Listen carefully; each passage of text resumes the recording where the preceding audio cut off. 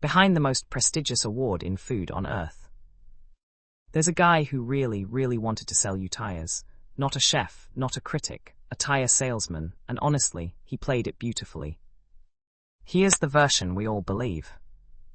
The Michelin star is the summit, the thing chefs cry about, whole careers bend around it, 3 little stars.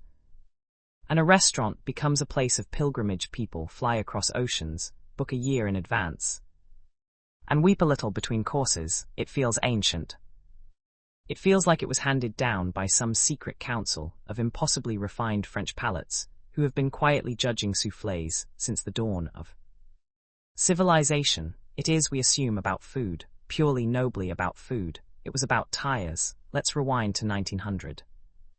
2 brothers, André and Edouard Michelin, run a tire company in the middle of France. They make a perfectly good tire. There is just one tiny problem with selling tires in France in the year 1900. Almost nobody owns a car. By most accounts, there are fewer than 3,000 cars in the entire country. 3,000, that's not a market, that's a waiting list. And driving back then was, frankly, an adventure for the slightly unhinged. No road signs to speak of. No petrol stations on every corner. No little blue dot telling you where you are.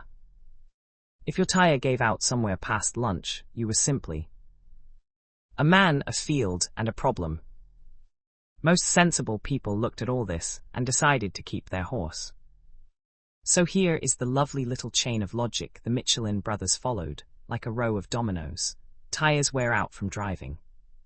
So more driving means more tires, more driving means more cars, and more cars means people need a reason to go somewhere and the courage to actually go.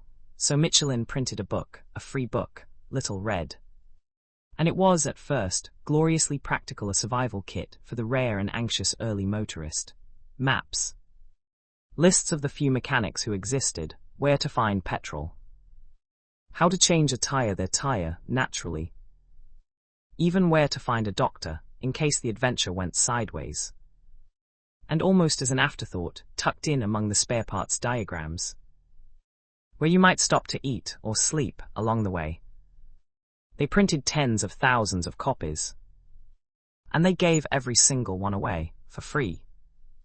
It spread fast. Within about a decade, there were editions across Europe and into North Africa. They even had a mascot. By Bendham, the cheerful man made entirely of stacked tires, beaming at you like driving everywhere was the most delightful idea in the world. Now, a free book you hand out by the tens of thousands is not charity, it's bait. Lovely leather-scented, beautifully typeset bait. The whole book existed to make the open road feel like an invitation instead of a gamble. Drive further, drive more often, drive with confidence. And this part they never needed to say out loud: wear out your tires faster. And then comes my favorite moment in the whole story. The legend goes that André Michelin walks into a tire shop one day and finds a stack of his beautiful free guides being used to prop up a wobbly workbench. Something in him snaps, politely, elegantly, in French. Because he draws a conclusion that is pure, uncut business genius. People only truly respect what they pay for.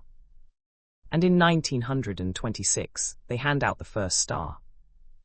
By 1931, the full hierarchy arrives: 1, 2, 3. Here's where you have to admire the sheer nerve of it. Look closely at what the stars actually mean in their own original words. 1 star, a very good restaurant in its category, fine. 2 stars, excellent cooking, worth a detour. And 3 stars, exceptional cuisine, worth a special journey. A detour, a special journey. Read that again as a tire company. The 2 highest honors in global gastronomy are, quite literally, instructions to drive further. Worth a detour, worth a journey, get in the car. Add the kilometers. The greatest restaurants on earth were rated, from the very beginning, by how far they could make you drive to reach them. The better the food, the longer the trip. The longer the trip, the more rubber on the road. And once you see it, you can't unsee it. The whole thing is a perfect little machine. More cars, more driving. More driving, more worn tires. And the irresistible reason to drive. A red book promising that somewhere out there, just a bit further than you'd normally go, there is a meal worth the trip. Every detour is delicious. And every detour is also tire tread, quietly disappearing, kilometer by kilometer, course by course. And the inspectors became a kind of myth. Tell no one, pay your own bill and vanish, an entire secret service, for soup, and then it went global.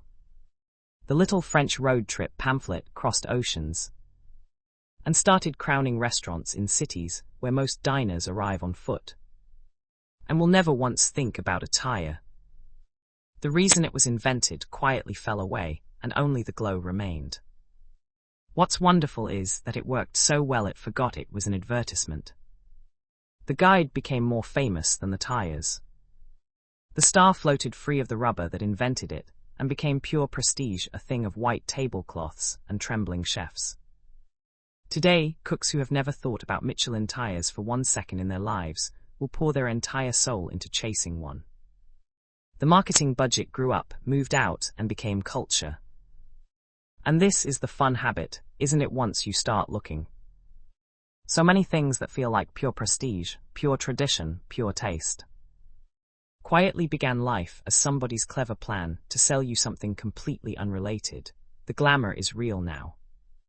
But somewhere at the bottom, there's usually a ledger. And on this one, the ledger said, rubber. So next time someone tells you a restaurant is worth the journey, just smile. Because they are quoting a tire company. We call it the highest honor in food. Michelin called it mileage, drive safe.